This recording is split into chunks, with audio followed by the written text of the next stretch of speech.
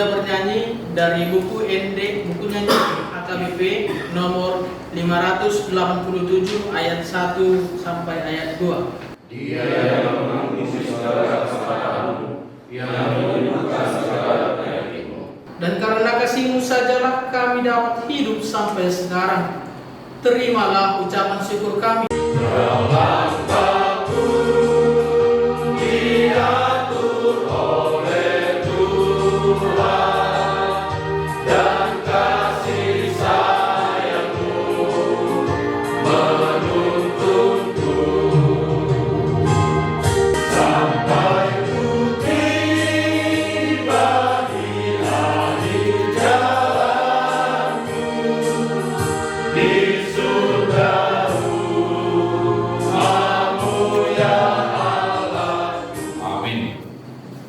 Horas Mandika. Salam. Firman Tuhan yang menjadi perenungan kita pada malam hari ini, khusus di acara pertanyaan pelayanan Sungai Rotan, saya sengaja mengutip firman Tuhan dari Lukas pasal 21. Injil Lukas pasal 21 ayat 7 sampai ayat yang ke-19. Ayat 7 sampai ayat yang ke-19, sayalah yang membacakannya dari sini. Dan murid-murid bertanya kepada Yesus, katanya, "Guru,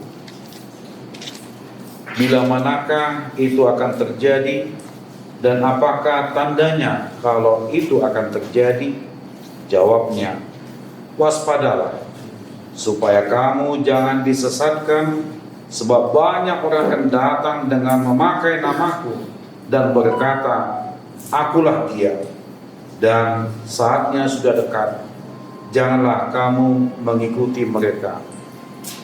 Dan apabila kamu mendengar tentang peperangan dan pemberontakan, janganlah kamu terkejut, sebab semuanya itu harus terjadi dahulu, tetapi itu tidak berarti kesudahannya akan datang segera." Ia berkata kepada mereka, "Bangsa akan bangkit melawan bangsa, dan kerajaan melawan kerajaan, dan akan terjadi gempa bumi yang dahsyat, dan di berbagai tempat akan ada penyakit sampar dan kelaparan. Dan akan terjadi juga hal-hal yang mengejutkan dan tanda-tanda yang dahsyat dari langit. Tetapi sebelumnya semuanya itu, kamu akan ditangkap dan dianiaya. Kamu akan diserahkan ke rumah-rumah ibadat dan penjara-penjara. Dan kamu akan dihadapkan kepada raja-raja dan penguasa-penguasa oleh karena namaku. Hal itu akan menjadi kesempatan bagimu untuk bersaksi. Sebab itu, tetapkanlah di dalam hatimu, supaya kamu jangan memikirkan lebih dahulu pembelaanmu. Sebab aku sendiri akan memberikan kepadamu kata-kata hikmat, sehingga kamu tidak dapat ditentang atau dibantah lawan-lawanmu. Dan kamu akan diserahkan juga oleh orang tuamu, saudara-saudaramu, kaum keluargamu, dan sahabat-sahabatmu, dan beberapa orang di antara kamu akan dibunuh. Dan kamu akan dibenci semua orang oleh karena namaku, tetapi tidak sehelai pun dari rambut kepalamu akan hilang. Karena kalau kamu tetap bertahan, kamu akan memperoleh hidupmu."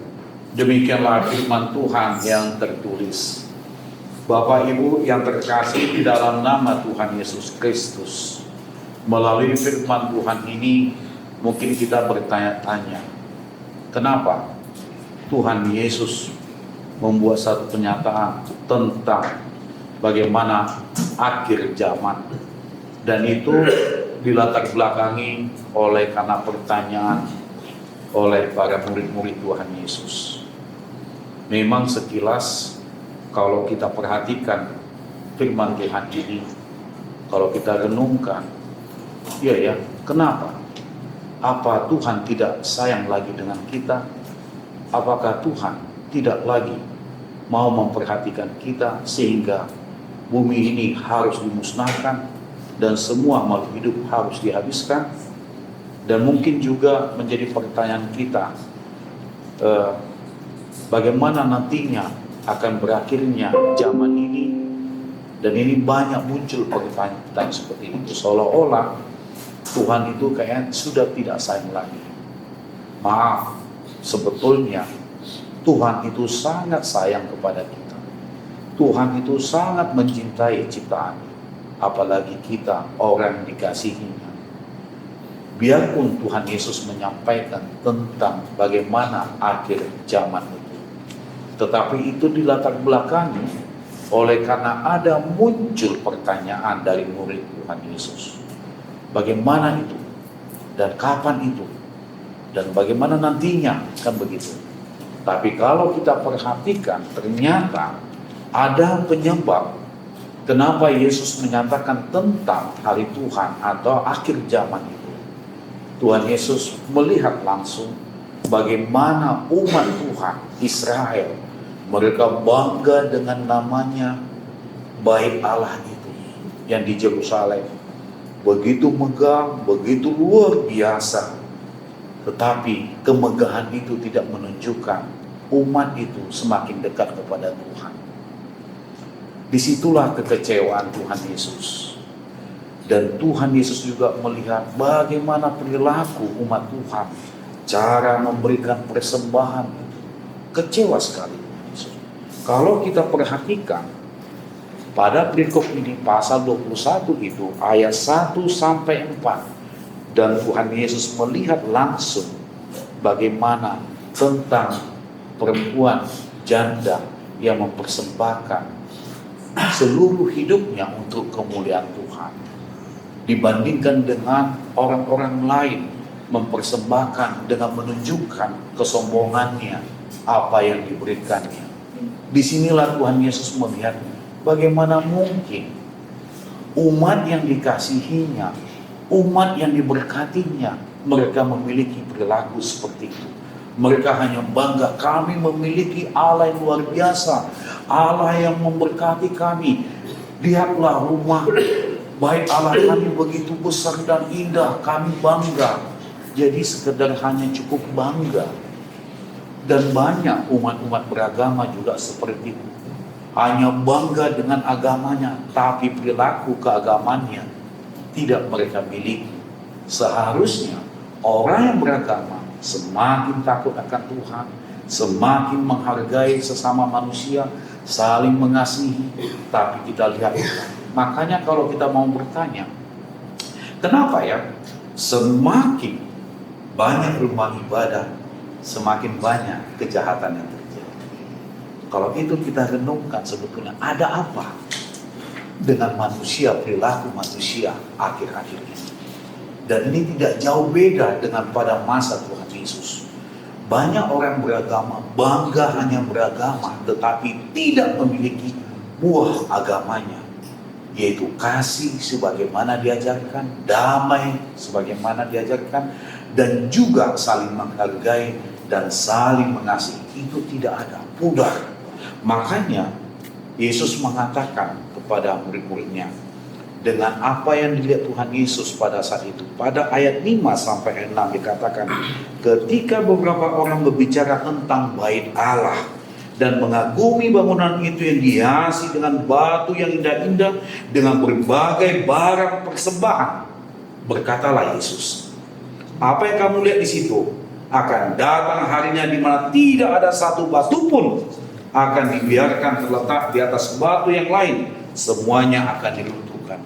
Berarti kalau kita maknai apa yang dikatakan Tuhan Yesus, di dalam kehidupan kita ini tidak ada yang abadi. Tiba waktunya akan berakhir. Yang abadi adalah firman-Nya. Ini menjadi perenungan kita. Artinya di dalam kehidupan kita, kita tidak boleh sombong, kita tidak boleh lupa diri. Itu yang menjadi inti di dalam kehidupan kita. Kita tidak boleh membanggakan keagamaan kita, tapi kita tidak memiliki perilaku keagamaan itu yang sebenarnya. Ini banyak orang memakai nama Tuhan. Ayat 8 itu dikatakan, Nanti tiba waktunya ada yang menggunakan namaku. Mereka mengatakan inilah, itulah, dan inilah. Hati-hati. Disinilah menjadi perenungan bagi kita, khusus kepada bapak-bapak, ibu-ibu yang ada di sini. Kami bangga dari gereja HKBP Palembang, dan juga saudara-saudara kami juga, teman kita juga yang dari HKBP Indralaya, bagian kita yang seresok itu. Ketika bapak-bapak, ibu-ibu semua mau membuka diri, mau bersekutu dengan Tuhan, saya bangga sekali. Dan disinilah kita seharusnya semakin dekat kepada Tuhan, kita menghasilkan buah yang baik dalam hidup ini. Kalau saya mau menekankan begini loh Bapak Ibu, benar Bapak Ibu semua bekerja di sini, mencari kehidupan di sini. Tapi saya berharap kita sebagai orang percaya, bekerjalah bukan karena gaji, bekerja bukan karena ada bos, tapi bekerjalah takut akan Tuhan. Percayalah Bapak Ibu semua, kalau kita bekerja betul-betul takut akan Tuhan, hasil kerja kita itu akan memuaskan. Percayalah, gak ada yang mustahil. Apa yang Bapak Ibu lakukan di sini, kalau dengan rasa syukur, yakinlah, itu akan berlipat gandakan apa yang Bapak Ibu semua kerjakan. Percayalah, tidak ada yang mustahil. Tuhan itu memperhatikan umatnya yang takut akan Dia, dan selalu menjadi buah bagaimana iman kita ini. Ini harus kita kerjakan. Kalau Rasul Paulus mengingatkan, ya, makan dan minum saja bagi orang percaya itu ibadah, apalagi bekerja.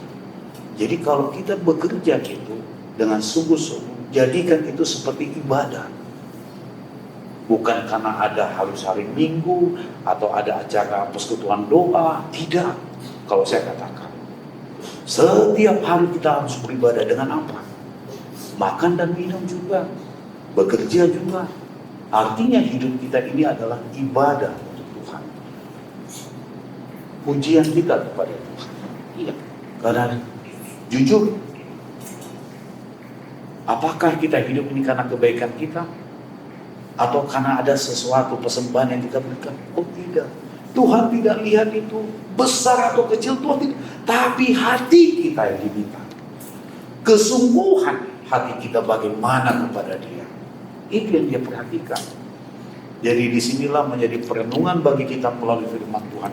Makanya kenapa Yesus mengingatkan kepada murid-muridnya ketika mereka bertanya, lihatlah, tiba waktunya, semegah apapun itu, lihat, itu akan hancur.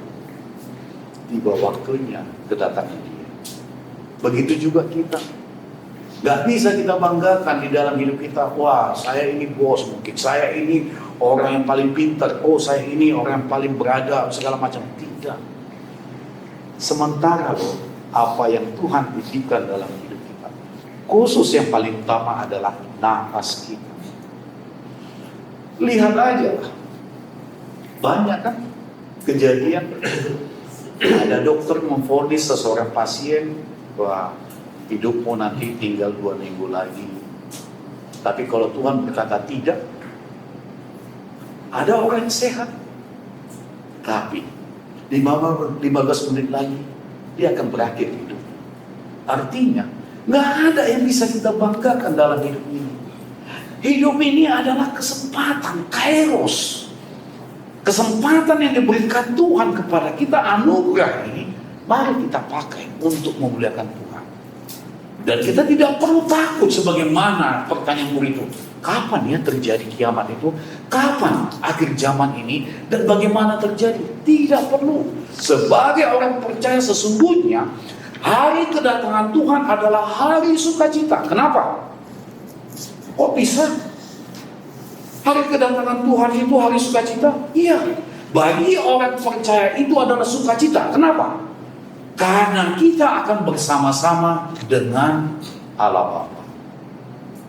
Bagi orang percaya, dia harus yakin surga tempatnya. Bapak Ibu semua juga harus yakin. Kenapa? Karena Tuhan sendiri telah menganugerahkan anaknya yang dikasihnya yang mati di kayu salib hanya untuk mengorbankan dan menebus kita dari kuasa maut. Makanya bagi orang percaya, kematian bukan akhir dari segalanya, malah jalan untuk dapat ketemu dengan Allah Bapa. Itu bagi orang percaya. Makanya, kalaupun berakhir zaman ini, biarpun nanti datang bagaimanapun dunia ini hancur dan Yesus datang kedua kali, bagi orang percaya dia akan bersuka cita. Artinya, bagi orang percaya juga tidak perlu juga hanya terus berpaku dengan doanya dan baca Alkitab. Sebentar lagi mau datang kiamat, saya harus mendekatkan diri. Oh tidak, Tuhan tidak senang seperti itu. Yang Tuhan senangin adalah kita tetap melakukan aktivitas kita. Hidup kita juga kita jadikan ibadah. Kapanpun datang kiamat, kita harus tetap bersuka cita dan siap sedia. Dan kita menghasilkan buah dalam hidup ini. Iman kita harus bertumbuh apapun keadaan kita. Sakit, sehat, sukses ataupun gagal, kita harus tetap bersyukur. Kenapa? Karena hidup ini sudah anugerah Tuhan. Siapa yang bisa menjamin hidupnya hari esok? Atau 15 menit lagi? Tidak ada menjamin. Untuk itu melalui firman Tuhan ini kita diingatkan.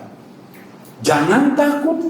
Apapun yang terjadi dalam hidup ini, percayalah, itu semua sepengetahuan Tuhan. Dan inilah diingatkan, tiba waktunya akan terjadi perperangan. Itu terjadi, sudah terjadi. Perlawanan antara bangsa ini dengan bangsa ini. Dan itu juga akan terjadi juga. Banyak muncul nabi-nabi palsu yang menjadikan dirinya seperti Tuhan. Banyak merasa dirinya menjamin surga bagi dia. Tidak. Dan ini diingatkan juga kepada kita, tiba waktunya juga. Buktinya, COVID aja semua seluruh dunia kalang kabut kan? Terkejut. Tapi kalau kita mau jadi merenungkan itu, 2 tahun lebih lah saya katakan masa COVID itu. Stay at home, diam di rumah. Di masa COVID itu, apakah kita semakin dekat kepada Tuhan? Apakah kita semakin bersekutu dalam hidup ini? Coba. Kalau kita perhatikan, kita melalui televisi dan melalui apa semua, kenapa ya? Kok semakin banyak kejahatan? Semakin banyak hal-hal yang menurut kita, kenapa harus terjadi? Kan begitu. Ini. Dan inilah mungkin bagian tanda-tanda zaman. Tapi bukan itu yang mau kita lihat, masalah tanda-tanda zaman. Menurut saya lebih bagus dengan iman kita semakin dekat kepada Tuhan dan kita tetap melakukan aktivitas kita. Semuanya itu kita buat menjadi pujian kepada Tuhan. Dan itu juga muncul, ternyata terjadi. Antara keluarga juga saling membunuh. Kita juga mungkin kita semakin dekat sama Tuhan, banyak yang gak senang. Apakah kita harus takut? Harus mundur? Malahan kita harus semakin dekat kepada Tuhan. Kalaupun ada yang melarang kita, kalau ada pun menghambat kita, ingatlah. Disitulah katanya Tuhan akan mengajak kita untuk bersaksi. Malahan mari serahkan hidup kita kepada Dia. Biarlah Roh Kudus akan bersaksi. Biarkan Roh Kudus menjawab segala apa menjadi pertanyaan dunia ini. Woi, kenapa kalian beribadah? Woi, kalian gak boleh di situ. Kan banyak sekarang terjadi di Indonesia ini kan. Pelarangan-pelarangan beribadah bagi kita. Tapi kita gak boleh takut. Malahan, mari kita tunjukkan semakin dekat. Sesama orang percaya, mari kita saling tolong-menolong. Jangan kita ada lagi sesama kalian di sini nanti misalnya kan masih ada saling iri, saling dengki. Saya kira tidak pas. Seharusnya ya. Ini ada berapa kakak? Ada 2. Tapi kalau pribadi lepas pribadi 12. Seharusnya 12 itu harus saling tolong-menolong. Jangan ada yang satu jadi pengkhianat. Seperti murid Tuhan Yesus kan 12 ada satu pengkhianat. Janganlah ya. Murid Tuhan Yesus lah itu ada satu itu ya. Kalau bisa di sini tetap setia, saling menolong, saling memperhatikan. Kalau ada yang sakit, wih, kasih semangat, doakan. Ya. Nggak harus ada pendeta mendoakan, jangan. Sebagai orang percaya yang telah dibaptis di dalam nama Allah Bapa dan di dalam Anaknya dan di dalam Roh Kudus, kita harus percaya Roh Kudus akan bekerja menyembuhkan itu. Amin. Amin. Ini menjadi perenungan bagi kita bagaimana kita semakin bertumbuh apapun keadaan yang kita hadapi, dan diingatkan bagi orang yang bertahan dia akan memperoleh keselamatan. Amin. Amin. Saya percaya kepada Bapak Ibu. Mungkin inilah pertemuan yang kedua ya. Sebelumnya sudah ada ya. Ini pertama mulai ibadah ya. Iya. Oke. Mungkin 2 minggu lagi ya. Saya kira semangatlah Bapak Ibu, kami selalu nanti bawa dalam doa supaya Bapak Ibu semua tetap semangat ya, terus melakukan pekerjaan yang baik. Jadikan ini semua lahan ini kita harus bersyukur. Terima kasih Tuhan, Engkau menempatkan kami di sini. Pakailah kami menjadi alat-Mu. Biarlah ini juga kami anggap sebagai ladang anggur-Mu. Kamilah para pekerja-pekerjanya.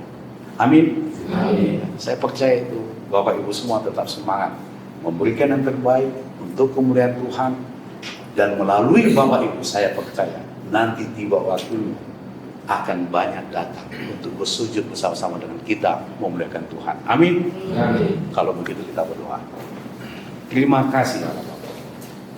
Kami bersyukur melalui firman Tuhan-Mu ini mengingatkan kami supaya kami tetap bersyukur, dan kami percaya Tuhan begitu baik dalam hidup kami, memberi kesempatan kepada kami.